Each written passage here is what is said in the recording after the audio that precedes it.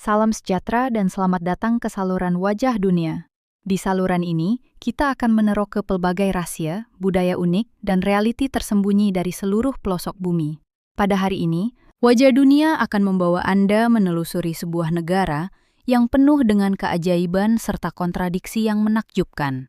Jepun, daripada sudut budaya yang mengejutkan hingga ke teknologi yang melampaui zaman.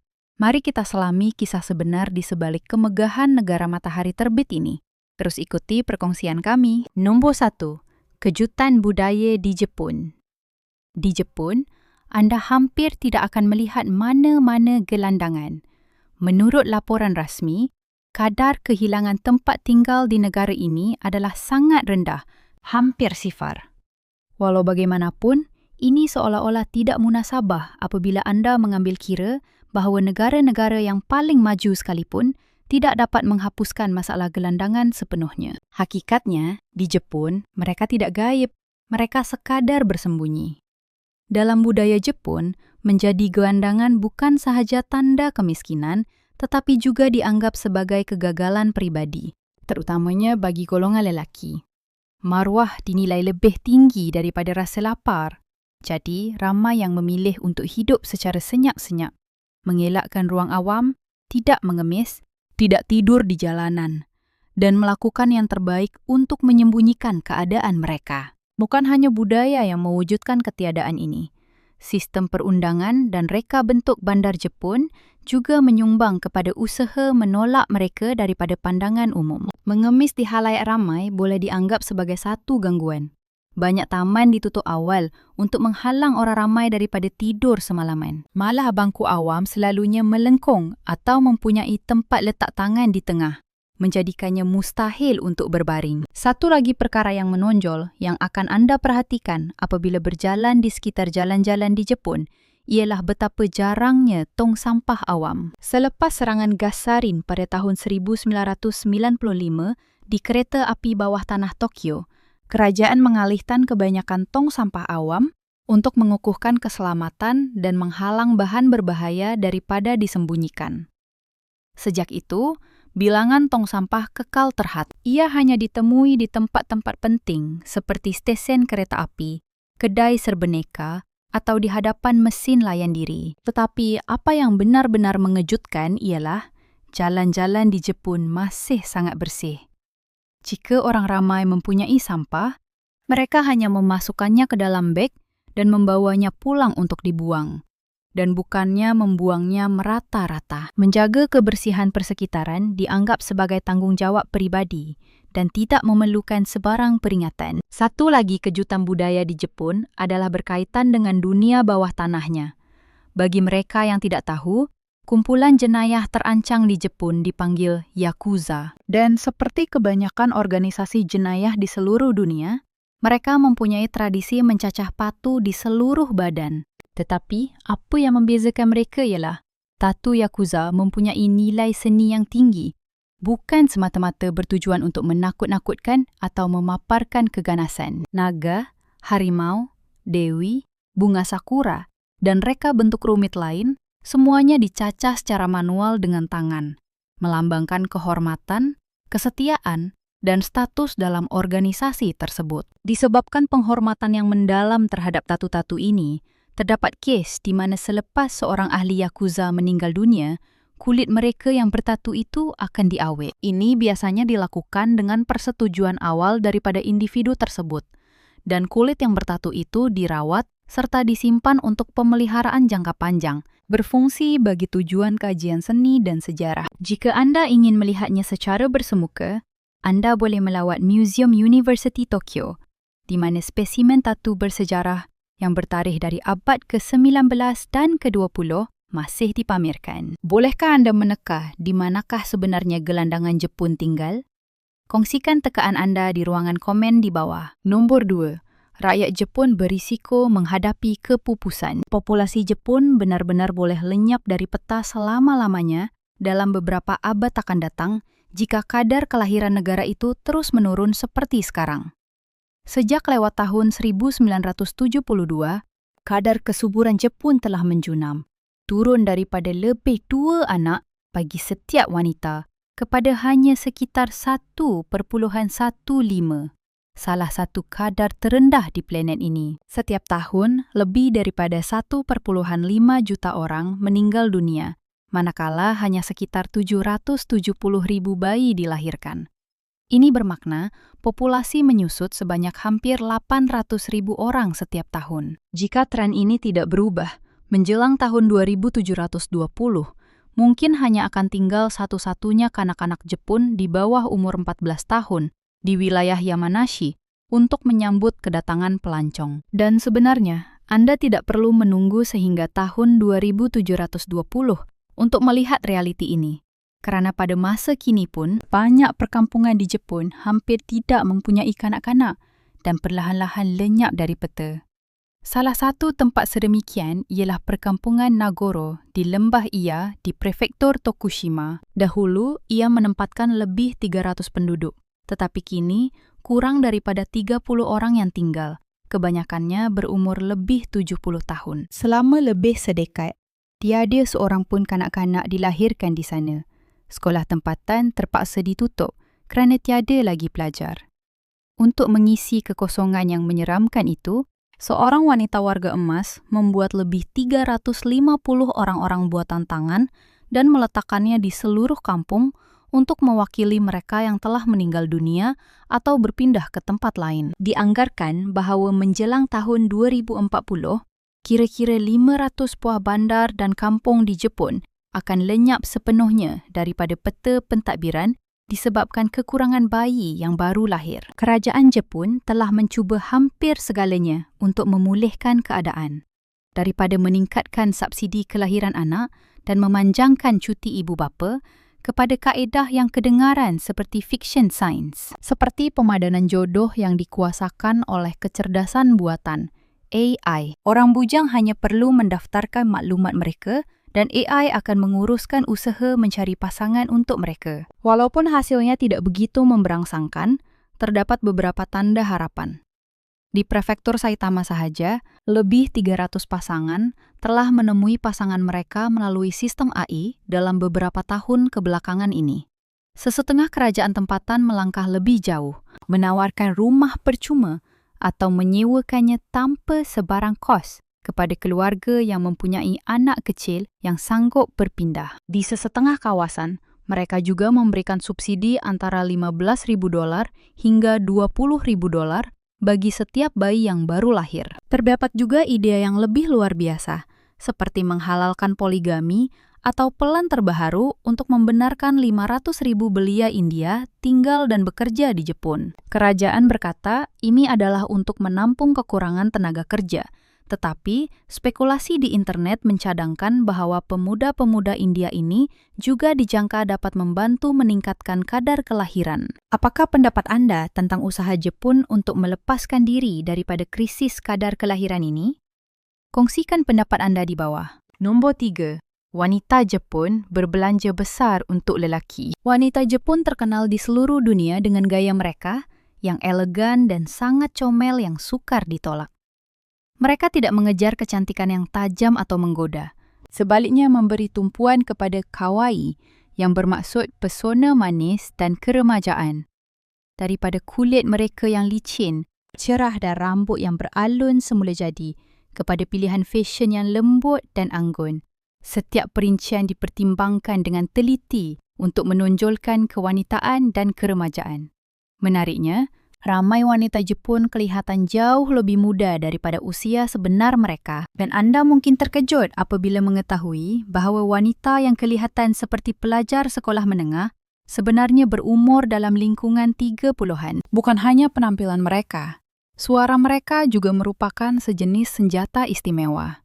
Daripada bercakap dengan kuat atau kasar, wanita Jepun sering memilih untuk bercakap dengan lembut, jelas, dan dengan nada yang sedikit tinggi, mencipta nada yang manis dan menyenangkan, yang terasa seperti mendengar alunan musik yang menenangkan. Malah cara mereka berjalan adalah bahagian penting dalam daya tarikan unik mereka. Ramai wanita Jepun mempunyai gaya berjalan khas yang dikenali sebagai pigeon toed, yang bermaksud jari kaki mereka menghala sedikit ke dalam apabila mereka berjalan, dan bukannya selari atau menunjuk keluar seperti biasa.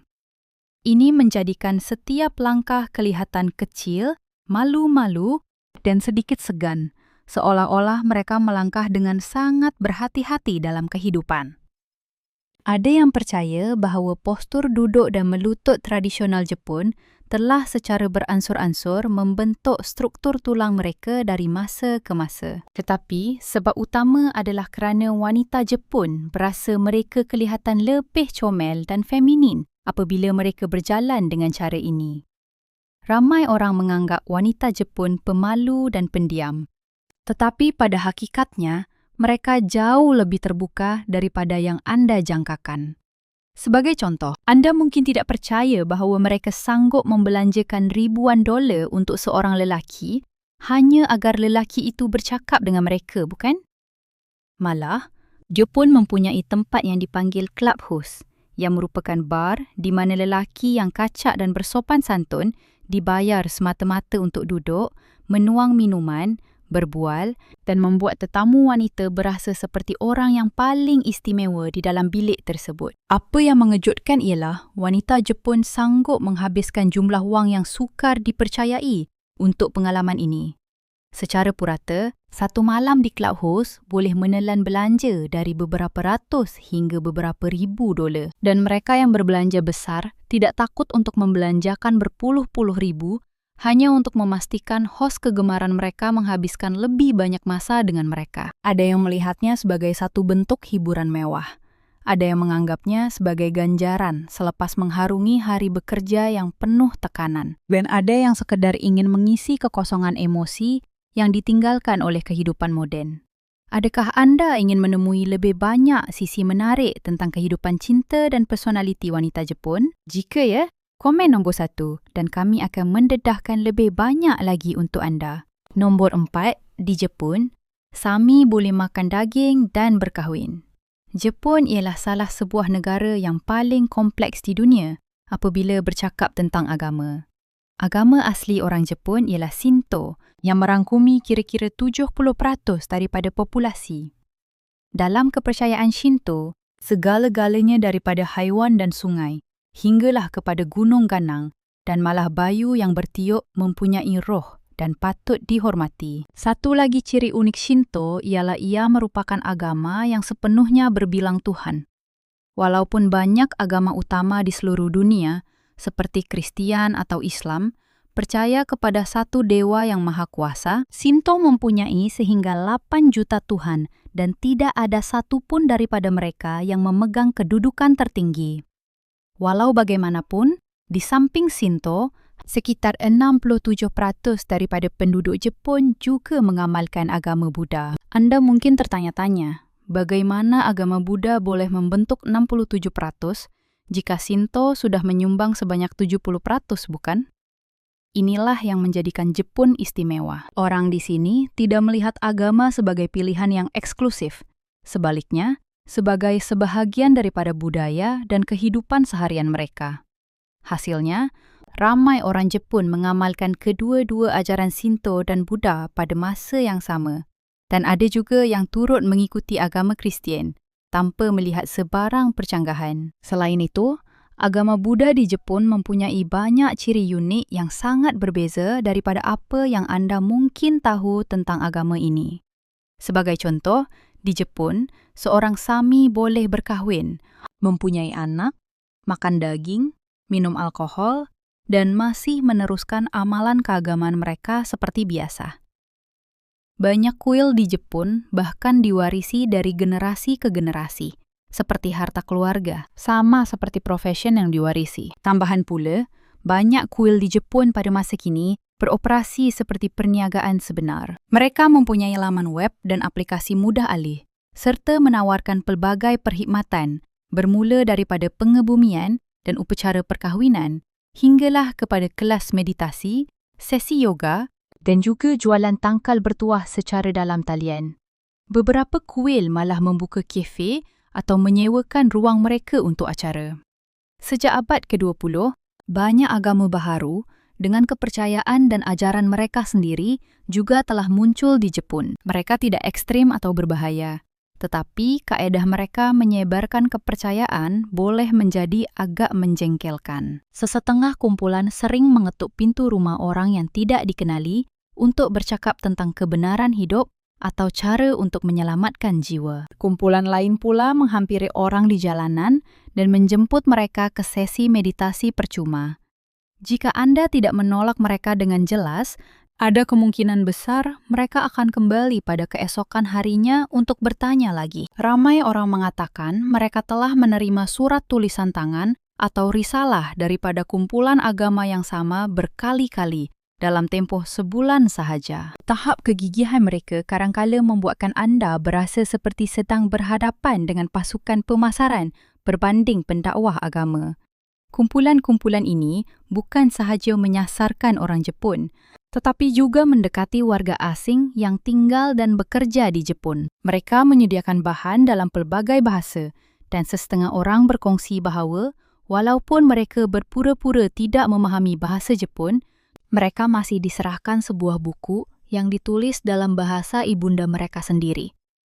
Apakah pendapat Anda tentang Sami yang makan daging dan berkahwin? Kongsikan pemikiran Anda di ruangan komen di bawah. Nombor 5.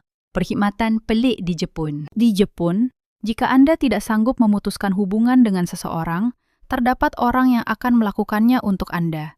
Bukan rakan atau keluarga Anda, tetapi perkhidmatan profesional dengan proses yang jelas dan harga yang telus. Apa yang Anda perlu lakukan hanyalah memberikan maklumat yang diperlukan dan mereka akan berjumpa bekas kekasih Anda bagi pihak Anda. Menyampaikan semua yang Anda ingin katakan, kekal tenang untuk Anda, dan pergi pada masa yang sesuai. Jika perlu, mereka juga akan membantu Anda mengemas apa-apa barang yang berkaitan dengan bekas kekasih Anda, memadamkan foto daripada media sosial, dan menyusun semula bilik Anda supaya Anda tidak tergoda untuk kembali. Dan jika hubungan Anda belum berakhir, tetapi Anda telah melakukan kesilapan seperti curang, lewat ke tempat kerja, atau mengatakan sesuatu yang menyinggung perasaan seseorang, Jepun juga menawarkan perkhidmatan memohon maaf. Orang yang Anda upah akan berjumpa dengan pihak yang satu lagi, menunduk pada sudut yang betul, menggunakan kata-kata yang tepat untuk situasi tersebut, dan mengambil tanggungjawab sepenuhnya dengan tahap profesionalisme yang paling tinggi. Sesetengah syarikat malah menawarkan permohonan maaf bergaya tradisional, lengkap dengan pakaian rasmi, doa ringkas, dan tunduk 3 kali berturut-turut, klasik yang sering Anda lihat dalam drama sejarah. Dengan bayaran bermula daripada beberapa puluh hingga beberapa ratus $, bergantung pada situasi, Anda boleh mengupah orang lain untuk menunjukkan rasa kesal Anda tanpa perlu Anda sendiri yang menunduk. Jika itu masih tidak kedengaran cukup luar biasa, bayangkan berbaring di dalam keranda dengan berpakaian pengebumian, dikelilingi oleh orang ramai yang menyanyikan doa untuk jiwa Anda. Tetapi yang penting ialah Anda masih hidup dan menyaksikan segala-galanya. Ini adalah perkhidmatan sebenar di Jepun, di mana orang boleh merasai pengalaman pengebumian mereka sendiri semasa mereka masih hidup. Dari saat Anda melangkah ke dalam keranda, hingga ke tahap di mana Anda ditolak keluar seolah-olah jiwa Anda telah diangkat, setiap butiran dipentaskan dengan teliti. Tujuannya adalah untuk membiarkan Anda melangkah pergi sementara daripada kehidupan Anda yang huru-hara dan melihatnya dari perspektif yang tiada siapa berharap untuk hadapi terlalu awal. Jika Anda tidak perlu memutuskan hubungan, tidak perlu memohon maaf, dan tidak perlu memalsukan kematian Anda sendiri, tetapi Anda sekedar perlu dimarahi. Jepun masih mempunyai seseorang yang bersedia melakukannya untuk Anda. Orang-orang ini bertindak sebagai pengajar moral yang datang ke rumah Anda, duduk bertentangan dengan Anda, dan menjelaskan dengan jelas mengapa cara Anda hidup itu adalah salah.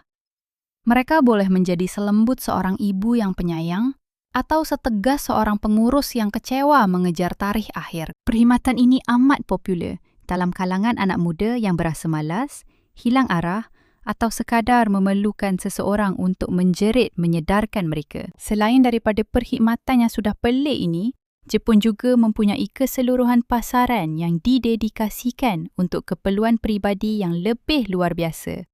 Sebagai contoh, Anda boleh menyewa teman lelaki atau teman wanita sementara untuk sesi penggambaran. Mengupah seseorang untuk datang ke rumah Anda dan mengejutkan Anda setiap pagi sebagai ganti jam penggerak, atau menyewa keseluruhan bilik hanya untuk memecahkan barang-barang apabila Anda terlalu marah untuk bertenang. Ringkasnya, ia tidak semestinya masuk akal selagi ada permintaan. Industri perkhidmatan Jepun telah merangkumi semuanya. Nombor 6. Jepun sedang hidup pada tahun 2050.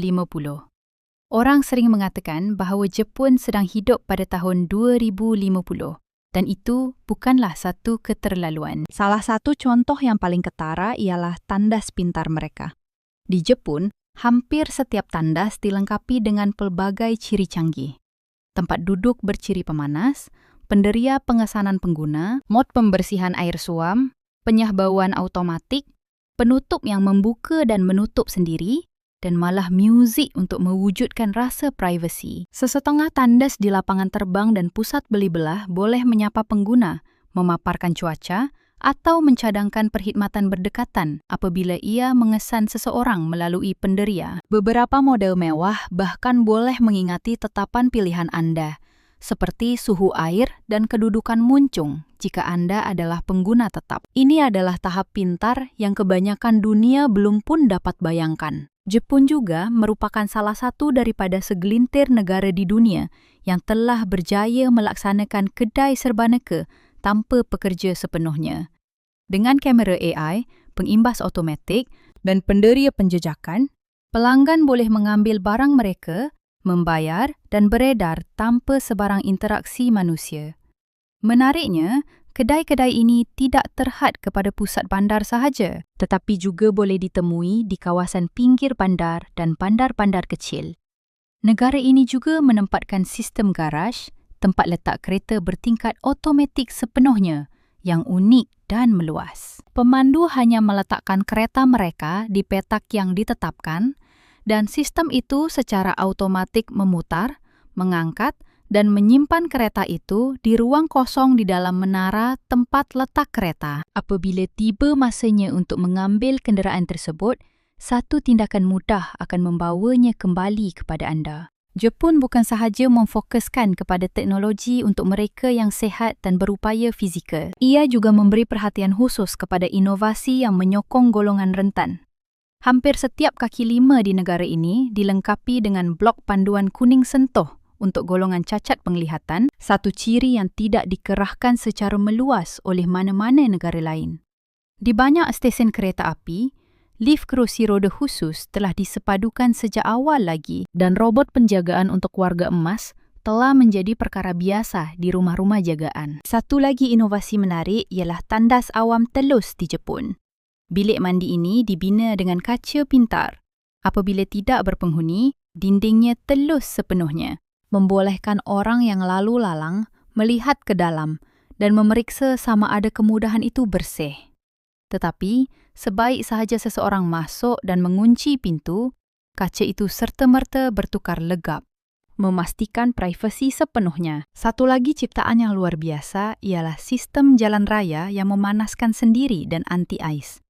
Di bandar-bandar sejuk seperti Sapporo dan Hokkaido, air suam dipam secara berterusan di bawah permukaan jalan melalui pipe bawah tanah, mencairkan salji sebaik sahaja ia turun. Ini membantu kenderaan bergerak dengan selamat dan mengelakkan pejalan kaki daripada tergelincir. Terima kasih kepada sistem ini. Walaupun semasa musim sejuk yang panjang dan teruk, jalan-jalan di Jepun kekal bersih dan selamat tanpa memerlukan pembersihan salji secara manual seperti di banyak negara lain. Adakah anda bersetuju bahawa negara ini berada berdekad-dekad lebih maju daripada negara-negara lain di dunia? Jika anda bersetuju, komen nombor 2 di bawah. Nombor 7. Kuasa tentera Jepun yang tidak dijangka. Ramai orang masih menganggap Jepun semata-mata sebagai kuasa ekonomi dengan kekuatan tentera yang kecil. Tetapi jangan lupa, ini adalah negara yang sama yang pernah menjadi salah satu pasukan tentera yang paling menggerunkan di dunia dan pemangkin langsung kepada meletusnya Perang Dunia Kedua. Selepas perang, Jepun terikat dengan Perlembagaan Pasifis yang hanya membenarkannya mengekalkan pasukan pertahanan diri dan bukannya tentera biasa. Di atas kertas, Jepun mempunyai kira-kira 247,000 anggota aktif, jumlah yang mungkin kelihatan lemah berbanding dengan jutaan tentera yang ditempatkan oleh kuasa-kuasa ketenteraan utama. Namun, apa yang membezakan Jepun ialah kualiti pasukannya. Daripada berfungsi sebagai unit pertahanan diri yang ringkas, semua kaki tangan dilatih dan dianjurkan seperti tentera biasa, dilengkapi dengan kemahiran tempur moden, mampu melakukan operasi bersama dan bersedia untuk pengerahan berskala besar. Selain itu, Jepun juga mempunyai pasukan simpanan yang terlatih, dengan ramai ahlinya menerima latihan seawal di tahun-tahun universiti mereka. Ini bermakna, apabila perlu, Jepun boleh mengembangkan tenteranya kepada jutaan anggota, sambil masih mengekalkan tahap kesiapsiagaan tempur yang tinggi. Tentera laut merupakan contoh utama tentang kekuatan Jepun yang sering dipandang rendah. Ramai yang menganggap bahawa peranannya terhad kepada meronda perairan wilayah. Tetapi pada realitinya, Jepun mengendalikan lebih daripada 150 kapal perang, termasuk kira-kira 40 buah kapal pemusnah moden yang dilengkapi dengan teknologi setanding dengan negara-negara barat. 2 kapal pembawa helikopter besarnya pernah hanya mampu membawa helikopter. Tetapi baru-baru ini ia telah dinaik taraf dengan dek penerbangan baharu dan sistem sokongan khas yang membolehkan jet pejuang F-35B untuk berlepas dan mendarat. Akibatnya, ia kini berfungsi sebagai kapal induk pesawat yang sebenar, membolehkan Jepun menayangkan kuasa tenteranya jauh melangkaui pantainya. Tentera udara Jepun juga jauh lebih kuat daripada yang disedari kebanyakan orang.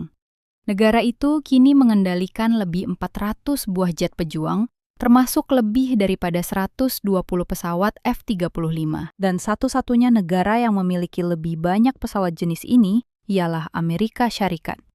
Rangkaian radar berpangkalan di darat, satelit pengawasan, dan pesawat amaran awal membolehkan Jepun memantau ruang udara di atas Asia Timur Laut dengan hampir tiada titik buta. Akhir sekali, apa yang menjadikan Jepun benar-benar menggerunkan ialah keupayaan industrinya. Lebih daripada 40% peralatan mesin ketepatan tinggi dunia dikilangkan di Jepun, membentuk tulang belakang untuk menghasilkan semua jenis senjata canggih. Syarikat-syarikat besar boleh menukar barisan pengeluaran mereka daripada kereta atau robot awam kepada kereta kebal dan peluru berpandu dalam masa beberapa minggu sahaja. Dan dengan lebih 5 juta jurutera serta juru teknik mahir, Jepun boleh meningkatkan pengeluaran ketenteraan lebih pantas daripada kebanyakan negara lain. Nombor 8. Ibu kota dengan penduduk paling padat di dunia. Tokyo ialah kawasan bandar paling padat dengan penduduk di planet ini, dengan lebih daripada 37 juta orang yang tinggal di wilayah metropolitan besarnya. Jumlah itu sahaja sudah cukup untuk membentuk sebuah negara yang berasingan jika ia merdeka daripada Jepun. Namun, apa yang menarik ialah bandar ini hampir tidak pernah mengalami kesesakan lalu lintas. Sistem pengangkutan berjalan tepat seperti jam buatan Switzerland. Dan walaupun semasa waktu puncak, segala-galanya bergerak dengan tahap keteraturan yang hampir tidak boleh dipercayai.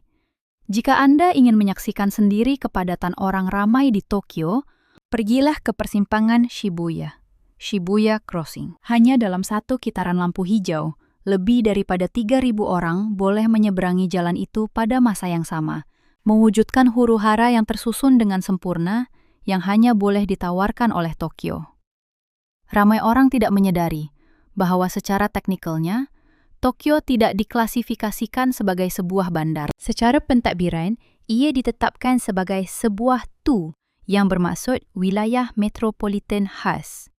Tokyo tidak mempunyai kerajaan bandar tunggal, sebaliknya terdiri daripada 23 wat pusat bersama dengan berpuluh-puluh bandar satelit di sekelilingnya. Secara mudahnya, Tokyo ialah bandar mega yang dihimpunkan daripada banyak bandar yang lebih kecil. Jadi apabila seseorang berkata, saya tinggal di Tokyo, mereka mungkin sebenarnya tinggal beberapa puluh kilometer jauhnya dari pusat bandar. Dari segi budaya, Tokyo adalah seperti versi mini untuk keseluruhan Jepun. Di sini, Anda boleh menemui segala-galanya, daripada kuil purba, dewan latihan sumo, dan teater kabuki, hinggalah ke kawasan-kawasan yang syarat dengan budaya anime yang meriah, seperti Akihabara dan Harajuku. Tokyo juga memegang rekod kerana mempunyai bilangan restoran berbintang Michelin terbanyak di dunia. Beberapa restoran sushi di sini telah wujud sejak abad ke-19, menyajikan makanan kepada hanya 10 orang tetamu pada satu-satu masa. Dan Anda mungkin perlu menempah beberapa bulan lebih awal hanya untuk mendapatkan tempat duduk. Pengangkutan awam di Tokyo adalah satu lagi keistimewaan yang membuatkan pelawat berasa kagum. Bandar ini mempunyai rangkaian kereta api bawah tanah dan kereta api kelajuan tinggi yang paling kompleks di bumi, dengan lebih 13 laluan utama serta beratus-ratus stesen. Ia memberi perkhidmatan kepada kira-kira 40 juta penumpang setiap hari, satu angka yang lebih besar daripada keseluruhan populasi Kanada. Kereta api yang berjalan lewat 1 minit dianggap sangat jarang berlaku di sini. Dan jika perkara itu berlaku, stesen tersebut akan mengeluarkan slip permohonan maaf, sesijil kelewatan, untuk Anda tunjukkan kepada bos Anda, dan ini ada sesuatu yang lebih menarik. Tokyo bukan sahaja wujud di atas tanah. Di bawah permukaannya terletak Tokyo kedua dengan ratusan kilometer terowong yang menghubungkan pusat beli belah, stesen kereta api, gedung komersial, dan kompleks pejabat. Orang-orang di sini boleh pergi bekerja, makan tengah hari, dan membeli belah sepanjang hari tanpa perlu menjejakkan kaki keluar. Nombor 9. Kehidupan malam di Jepun. Budaya kehidupan malam ialah bahagian penting dalam kehidupan di Jepun dan tidak keterlaluan untuk mengatakan bahawa negara ini mempunyai salah satu pemandangan malam yang paling meriah dan pelbagai di dunia. Apabila lampu-lampu bandar menyala, izakaya mula dipenuhi dan menjadi lokasi tumpuan untuk berkumpul selepas bekerja. Ini adalah pub tradisional Jepun di mana orang ramai boleh makan, minum dan berbual dengan bebas. Menu di izakaya biasanya sangat pelbagai, menawarkan minuman seperti sake, umeshu dan soju bersama dengan pelbagai jenis snack seperti lidi ayam bakar yang dikenali sebagai yakitori, kacang edamame dan pelbagai sashimi segar. Satu ciri menarik yang ditawarkan oleh banyak izakaya ialah nomi hodai, yang bermaksud anda boleh minum sebanyak mana yang anda mahu dalam tempoh masa yang ditetapkan. Ini merupakan pilihan kegemaran bagi kumpulan rakan-rakan atau rakan sekerja yang ingin meneruskan keseronokan tanpa perlu bimbang tentang bil yang melambung tinggi. Satu lagi bahagian yang sangat penting dalam kehidupan malam di Jepun ialah karaoke. Di sinilah konsep hiburan dibawa ke tahap baharu, memandangkan sesiapa sahaja boleh menjadi penyanyi dalam bilik peribadi yang dilengkapi dengan skrin besar, mikrofon dan perpustakaan lagu berbilang bahasa. Selain karaoke, bandar-bandar besar seperti Tokyo dan Osaka dipenuhi dengan bar dan kelab yang menampilkan pelbagai gaya, daripada pub craft beer yang selesa dan bar whisky yang elegan, hinggalah kepada kelab malam yang meriah di kawasan seperti Shinjuku, Roppongi dan Dotonbori. Bagi mereka yang tidak menggemari alkohol, terdapat kafe manga lewat malam, pusat arcade yang dibuka sehingga awal pagi, dan pusat hiburan dengan kemudahan bowling, biliar, serta dart. Beberapa tempat malah beroperasi 24 jam sehari. Melangkaui pilihan populer ini, Jepun juga menawarkan pelbagai pengalaman malam yang unik.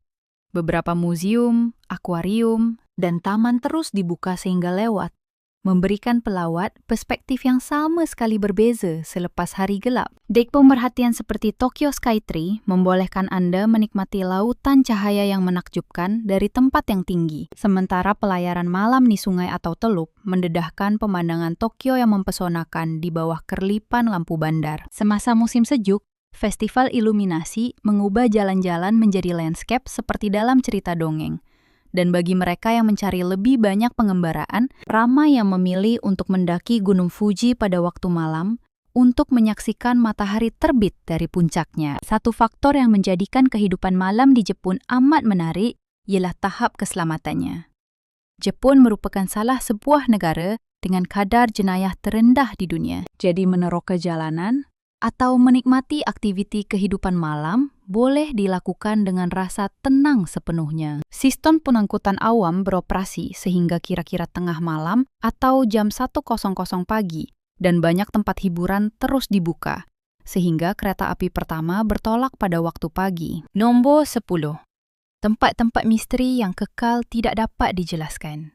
Di kaki Gunung Fuji yang megah, terletak sebuah hutan hijau luas yang kelihatan damai dari pandangan atas, yang mana orang Jepun memanggilnya Jukai, manakala seluruh dunia mengenalinya dengan nama yang jauh lebih menyeramkan, hutan bunuh diri, Aokigahara. Aokigahara amat terkenal sebagai tempat di mana ramai orang telah memilih untuk menamatkan hidup mereka.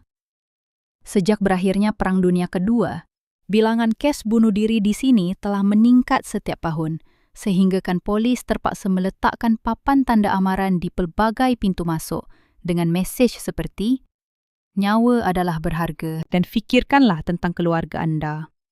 Tetapi, apa yang menjadikan hutan ini pelik bukanlah semata-mata kerana kisah-kisahnya yang memilukan. Orang yang meneroka ke dalamnya sering melaporkan bahawa peranti elektronik mereka tidak berfungsi, kompas berputar tanpa kawalan, dan sistem GPS gagal berfungsi dengan tepat. Para saintis menjelaskan hal ini dengan mengaitkannya kepada batuan gunung berapi yang bermagnet tinggi di bawah tanah. Tetapi ramai yang percaya ia disebabkan oleh tenaga negatif daripada ribuan roh tidak tenteram yang masih berlega di situ. Pemandu pelancong tempatan sering menasihati pengunjung untuk tidak memasuki hutan itu bersendirian dan membawa tali untuk menanda jalan keluar mereka, memandangkan sesetengah orang telah merayau ke dalam lautan pepohon tersebut dan tidak pernah kembali. Aokigahara bukan sahaja menakutkan kerana kisah-kisah hantu yang menyelubunginya, tetapi juga disebabkan oleh fenomena fizikal aneh yang mengelirukan arah orang-orang di dalam kawasan yang jauh lebih mendalam. Jika Aokigahara terkenal dengan fenomena yang tidak dapat dijelaskan, maka kampung Inunaki di prefektur Fukuoka menghantui imajinasi orang Jepun kerana ketiadaannya. Pada peta rasmi, Anda tidak akan menjumpai sebarang kampung bernama Inunaki. Namun, penduduk tempatan berkeras mengatakan bahawa ia adalah nyata. Legenda mengatakan bahawa kampung ini pernah menempatkan sebuah komuniti yang terasing daripada dunia luar. Pada suatu hari, atas sebab-sebab yang tidak diketahui, seluruh penduduknya lenyap tanpa jejak. Apabila kerajaan membina lebuh raya melalui kawasan tersebut, peta rasmi menggugurkan kampung itu sepenuhnya, seolah-olah ia tidak pernah wujud. Walau bagaimanapun, mereka yang berani untuk mencari Inunaki berkata bahawa apabila mereka meneroka lebih jauh ke dalam hutan, mereka menemui jalan yang tidak menghala kemana-mana, papan tanda aneh bertulis, "Undang-undang tidak mempunyai kuasa di sini," dan rumah-rumah terbengkalai yang tiada siapa berani sentuh. Apa yang menjadikan tempat itu lebih misteri ialah isyarat telefon dan GPS hampir hilang sepenuhnya sebaik sahaja memasuki kawasan yang dipercayai sebagai Inunaki. Tiada siapa yang pernah memberikan bukti muktamad bahawa kampung itu wujud. Namun, bilangan orang yang hilang semasa cuba meneroka kawasan itu hanya menguatkan lagi misteri ini. Kerajaan Jepun tidak pernah mengesahkan maupun menafikan kewujudan kampung itu, dan mungkin itulah yang menjadikannya sangat menakutkan. Nombor 11. Festival paling luar biasa di Jepun. Antara festival paling pelik di Jepun, Kanamara Matsuri pastinya menduduki kedudukan teratas. Diadakan pada setiap bulan April di kuil Kanayama di Kawasaki, festival ini meraihkan perlambangan lingga, zakar. Ia mungkin kedengaran pelik, tetapi acara itu sebenarnya bermula pada abad ke-17 dan berakar umbi dalam doa untuk kesuburan, perkahwinan yang bahagia, serta kemakmuran dalam perniagaan. Kemuncak festival ini ialah perarakan yang menampilkan objek-objek berbentuk lingga gergasi yang diperbuat daripada kayu, logam, atau malah gula-gula gergasi yang dibawa melalui jalan-jalan dengan diiringi muzik yang rancak dan orang ramai yang bersorak. Kedai-kedai di kawasan itu menjual pelbagai jenis cenderamata berbentuk zakar, daripada gula-gula dan barang kemas kepada cawan serta mainan, mewujudkan suasana yang melucukan dan unik. Tidak seperti apa-apa yang anda akan lihat di tempat lain. Selain daripada aspek hiburannya, Kanamara Matsuri juga membawa mesej sosial yang bermakna. Sebahagian besar daripada hasil festival tersebut disumbangkan kepada organisasi yang menyokong penyelidikan HIV/AIDS dan penjagaan pesakit. Festival ini juga merupakan ruang untuk memecahkan pantang larang dan mengadakan perbualan terbuka mengenai topik yang lazimnya dianggap sensitif dalam masyarakat Jepun, seperti seksualiti dan kesihatan reproduktif. Berbeza dengan suasana santai Kanamara Matsuri, Namahage Matsuri terkenal dengan suasananya yang menyeramkan dan mistik. Diadakan pada setiap bulan Februari di Prefektur Akita, festival ini berdasarkan sebuah legenda purba yang mengisahkan tentang makhluk seperti iblis yang dipanggil Namahage yang muncul pada awal tahun baharu untuk menyampaikan amaran dan keberkatan kepada manusia. Bahagian yang paling menonjol pada festival ini adalah apabila lelaki-lelaki dari kampung berdandan sebagai Namahage, memakai topeng iblis yang menakutkan dan kostum jerami, serta membawa pisau kayu semasa mereka pergi dari pintu ke pintu. Mereka menjeritkan frasa seperti, "Adakah terdapat kanak-kanak nakal di sini?" untuk mengingatkan anak-anak supaya berkelakuan baik, dan orang dewasa untuk bekerja keras pada tahun yang akan datang. Walaupun suasananya mungkin menakutkan, penduduk tempatan percaya bahawa Namahage membawa tuah, mengusir roh jahat dan memastikan tahun yang damai untuk keluarga-keluarga. Dan jika anda berfikir bahawa festival-festival di Jepun hanyalah tentang perarakan, tarian dan kereta berhias, Hadaka Matsuri pastinya akan mengubah fikiran anda. Semasa festival ini, ribuan lelaki yang tidak memakai apa-apa selain daripada cawat putih tradisional yang dipanggil fundoshi berkumpul di kuil pada musim sejuk untuk mengambil bahagian dalam ritual suci demi mendapatkan nasib yang baik. Bahagian paling dramatik dalam acara itu ialah pertempuran untuk merebut kayu suci yang dilemparkan dari balkoni kuil pada waktu malam. Sesiapa yang berjaya menangkapnya dipercayai akan diberkati dengan tuah dan kemakmuran sepanjang tahun. Nombor 12. Hidangan paling terkenal di Jepun. Apabila bercakap tentang Jepun, sushi adalah mustahil untuk diketepikan. Hidangan ini telah merentasi sempadan untuk menjadi ikon masakan global. Apa yang menjadikan sushi istimewa bukan sekadar gabungan nasi, cuka dan makanan laut segar, tetapi juga falsafah Jepun tentang kesederhanaan untuk kesempurnaan. Setiap kepingan ikan dipilih dengan teliti berdasarkan musim untuk memastikan rasa yang paling optimum. Dan ramai chef sushi terkemuka menghabiskan masa berdekad-dekad untuk menguasai seni menghiris ikan atau membentuk nasi. Di Jepun, terdapat restoran sushi tradisional yang hanya menyajikan beberapa hidangan setiap hari, dan pengunjung perlu menempah berbulan-bulan lebih awal semata-mata untuk mendapatkan tempat duduk. Ramen adalah lebih daripada sekadar makanan jalanan. Ia adalah asas masakan Jepun dengan beribu-ribu variasi. Apa yang menjadikan ramen sangat menarik ialah kepelbagaian perisa dari satu wilayah ke wilayah lain. Sapporo terkenal dengan miso ramen yang kaya. Hakata untuk tonkotsu ramen berkrim yang diperbuat daripada rebusan tulang babi, manakala Tokyo lebih menggemari soyu ramen, berasaskan kicap soya yang lebih ringan. Setiap wilayah juga mempunyai taburan atas, topping, tanda tangannya yang tersendiri, seperti telur rebus separuh masak, daging babi chashu yang lembut, atau rumpai laut kering, memberikan setiap mangkuk satu karakter yang tersendiri. Okonomiyaki ialah lempeng berperisa yang diperbuat daripada tepung, telur, kubis dan pelbagai jenis inti seperti daging, makanan laut atau keju yang dimasak terus di atas kuali besi panas. Menariknya, perkataan okonomi bermaksud seperti yang anda suka. Jadi, tiada resepi yang tetap. Anda boleh mencampur dan memadankan hampir apa-apa ramuan yang anda inginkan. Di Osaka, okonomiyaki dihiasi dengan sos yang manis dan berperisa yang memberikannya rasa yang padu. Manakala di Hiroshima, mie, ditambah ke dalam adunan itu, mencipta dua gaya berbeza dengan jelas namun sama-sama digemari. Matcha bukan sekadar sejenis teh. Ia adalah ramuan ruji dalam banyak pencuci mulut Jepun. Bermula daripada aiskrim dan kek, hinggalah kepada tiramisu dan latte.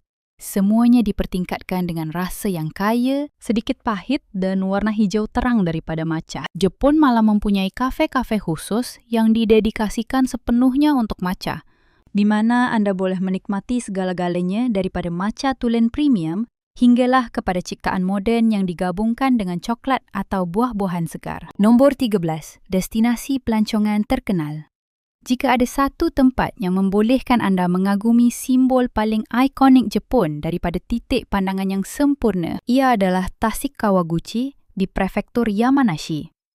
Ini adalah salah satu daripada 5 tasik yang mengelilingi Gunung Fuji.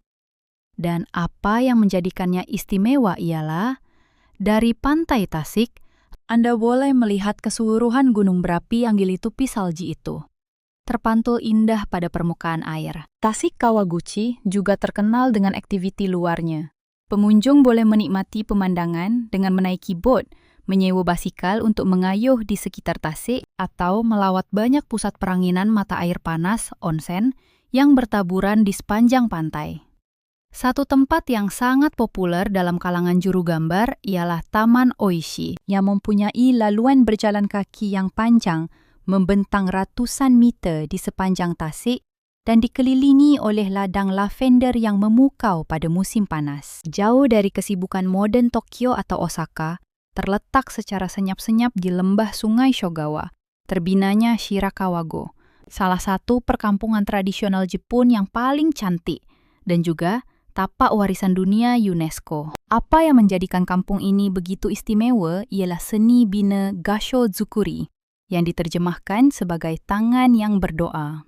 Sesuai dengan namanya, bumbung kayu bercerun curam itu menyerupai dua belah tangan yang ditekan bersama semasa berdoa. Reka bentuk ini bukan sahaja simbolik, tetapi juga sangat praktikal. Kerana bumbung yang curam membolehkan salji tebal meluncur turun dengan mudah pada musim sejuk, menghalang rumah daripada runtuh. Shirakawa-go cantik sepanjang tahun, tetapi ia dianggap paling menakjubkan pada musim sejuk apabila seluruh kampung diselimuti salji dan rumah-rumah lama bersinar mesra dengan cahaya keemasan di malam yang sejuk. Pada masa ini, kampung tersebut menganjurkan festival iluminasi musim sejuk yang berlangsung selama beberapa minggu sahaja setiap tahun. Mengubah lanskap itu menjadi pemandangan cerita dongeng secara langsung dari dalam buku cerita. Terletak di luar pantai Hiroshima, Miyajima ialah salah satu daripada 3 tapak pemandangan paling terkenal di Jepun. Dihormati oleh penduduk tempatan sebagai Pulau Para Dewa, ia paling terkenal dengan gerbang tori merah bersaiz besar dari kuil Itsukushima. Apa yang menjadikannya benar-benar istimewa ialah apabila air pasang naik, gerbang itu kelihatan terapung dengan anggun di atas air, mencipta salah satu tapak paling ikonik yang wajib dilihat di seluruh Jepun. Tetapi, Miyajima menawarkan lebih daripada sekadar gerbang tori yang terkenal itu. Ia juga merupakan tempat yang sesuai untuk mengalami pengalaman melibatkan alam semula jadi dan budaya pada masa yang sama. Pengunjung boleh berjalan-jalan di sepanjang laluan Momiji, di mana beratus-ratus pokok mapel menukarkan laluan itu menjadi lukisan musim luruh yang bertenaga, atau mendaki Gunung Misen untuk melihat pemandangan panoramik laut pedalaman Seto Inland Sea, sambil rusa merayau dengan bebas merentasi pulau itu. Dan rusa-rusa itu sangat mesra, sehingga kan anda boleh berjalan menghampirinya dan mengambil gambar bersama mereka. Nombor 14. Tip-tip penting untuk pelancong. Salah satu perkara pertama yang sering mengejutkan pelawat apabila mereka tiba di Jepun ialah betapa ketatnya budaya mengekalkan ketenteraman di ruang awam, sehinggakan anda mungkin tanpa sedar melakukan kesilapan tingkah laku, faux pas sosial. Di dalam kereta api bawah tanah, bercakap dengan kuat, mendengar muzik tanpa fon kepala, atau makan dan minum, semuanya dianggap biadab. Walaupun semasa melakukan perjalanan dengan rakan-rakan, orang Jepun jarang bercakap dengan bising dalam pengangkutan awam. Jika Anda tidak mahu menerima pandangan tidak puas hati daripada orang di sekeliling Anda, adalah lebih baik Anda untuk kekal senyap semasa menggunakan pengangkutan awam. Satu lagi perkara penting yang perlu diingat ialah peraturan beratur. Di Jepun, beratur bukan sekadar soal etika. Ia secara praktikalnya adalah peraturan yang tidak diucapkan. Sama ada Anda sedang menaiki kereta api, masuk ke dalam lift atau membeli makanan segera, orang ramai menunggu dengan sabar dalam barisan yang kemas dan teratur. Jika Anda cuba memotong barisan, tiada siapa yang akan menjerit kepada Anda. Tetapi, ia akan dilihat sebagai tindakan yang sangat biadab. Pelawat asing juga sering keliru dengan adat pembayaran di Jepun. Di banyak kedai dan restoran, kaki tangan tidak akan mengambil wang terus daripada tangan Anda. Sebaliknya, Anda diharapkan untuk meletakkan wang tunai pada dulang kecil di kaunter, supaya mereka boleh menyemaknya dan memulangkan baki Anda. Ini dianggap sebagai tanda hormat dan satu cara untuk mengelakkan sentuhan fizikal yang tidak perlu. Jadi, jangan terkejut jika kaki tangan tidak menghulurkan tangan untuk mengambil wang tersebut daripada Anda. Akhir sekali, berhati-hati dengan penipuan caj berlebihan terhadap pelancong. Walaupun perkara ini jarang berlaku berbanding banyak negara Asia yang lain, sesetengah restoran di kawasan pelancongan yang sibuk mungkin mengenakan caj perkhidmatan tambahan atau menetapkan harga yang luar biasa tinggi untuk pelanggan asing. Untuk mengelakkan pengalaman yang tidak menyenangkan, sentiasa semak senarai harga dengan teliti sebelum memesan atau pilih restoran dengan ulasan yang baik daripada pengembara lain. Nombor 15.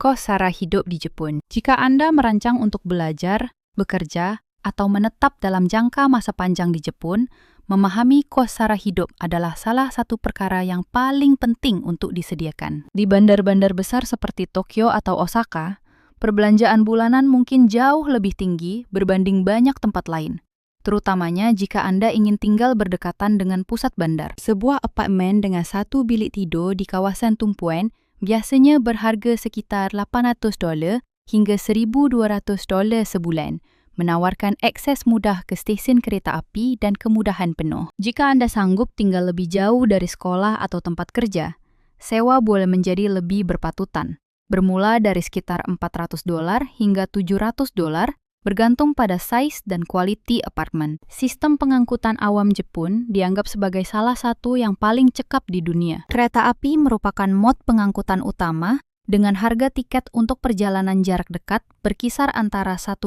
hingga $2.50.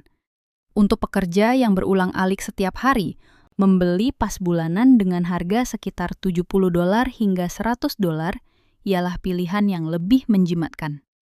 Selain itu, basikal adalah pilihan yang populer, terutamanya di kawasan kejiranan yang lebih sunyi atau kawasan yang berhampiran dengan tempat kerja. Perbelanjaan makanan berbeza-beza bergantung pada gaya hidup Anda. Jika Anda memasak di rumah, menggunakan barangan runcit dari pasaraya, Anda boleh menjangkakan untuk berbelanja kira-kira $200 hingga $300 sebulan untuk makanan.